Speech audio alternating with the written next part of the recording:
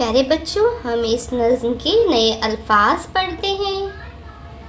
कदम बढ़ाओ दोस्तों, मंजिलें, धुले चमन, उफ़क़, नौसिंगार, सफ़र, इब्तिदा, बहार, निगाह, पुरानी रविश, इंतज़ार, गुलिस्तां, कहकशां, निखार, दीप, इख्तियार।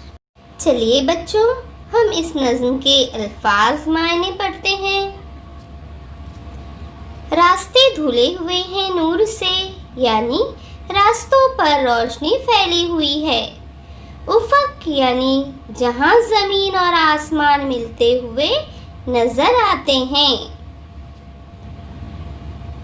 नौसिंगार यानी नई सजावट, निगाह में न लाना यानी परवाह न करना, रविश यानी तरीका, रास्ता। खाक को गुलिस्तां बनाएंगे यानी वतन को सजाएंगे, तरक्की करेंगे। कहकशां यानी रात के वक्त आसमान में दिखाई देने वाला तारों का दूधिया पट्टा। दीप यानी चिराग, गुलिस्तां यानी बाग, इख्तियार यानी काबू, हक। आइए प्यारे बच्चों, एक जुमले में जवाब लिखिए। सवाल नंबर 1, मुसाफिर को कौन बुला रहा है? जवाब, मुसाफिर को मंजिल बुला रही है। सवाल नंबर 2, रास्ते कैसे हैं? जवाब, रास्ते नूर से धुले हुए हैं।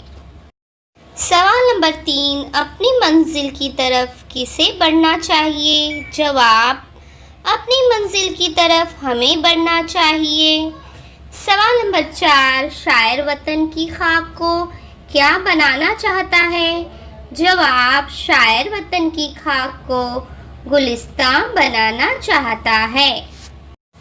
सवाल नंबर 5, शायर कौन से दीप जलाना चाहता है? जवाब, शायर प्यार के दीप जलाना चाहता है। प्यारे बच्चों, गौर करके बताइए। सवाल नंबर 1, प्यार के दीप जलाने से शायर की क्या मुराद है?